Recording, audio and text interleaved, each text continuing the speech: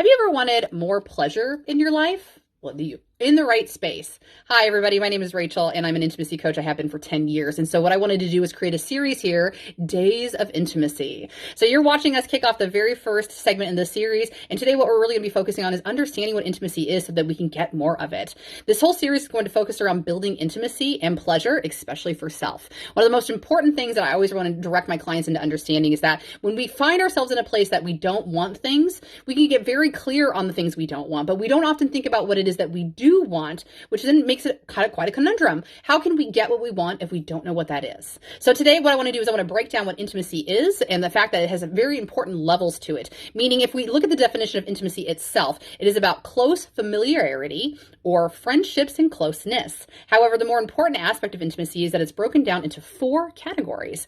We have spiritual, emotional, physical, and mental intimacy. So all of these are like components that will create a whole puzzle that goes together very well. So today what I want to focus on is the emotional intimacy side of things. Now, if you don't really understand or know, emotional intimacy is being transparent with your deepest fears, feelings, and thoughts. I like to refer to it as rewarded vulnerability, which is so sexy. In addition to that, this is about feeling safe and not judged, and it feels the same for the partner as well as for myself. Now, we can nourish this trait, friends, by taking risks to being open with our friends, our parents, and our children, and we can nourish relationships like that as well. But most importantly, this is going to be developed by better listening skills to the other person and being very clear and honest. Most importantly, it requires reassurance that despite differences, we are safe with one another.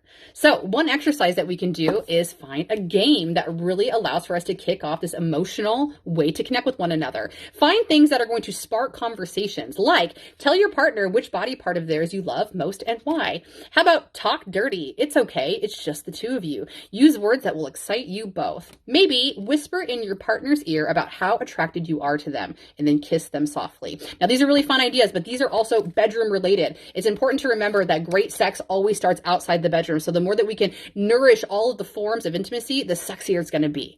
Thank you so much for listening and stay tuned for additional Days of Intimacy. Follow for more.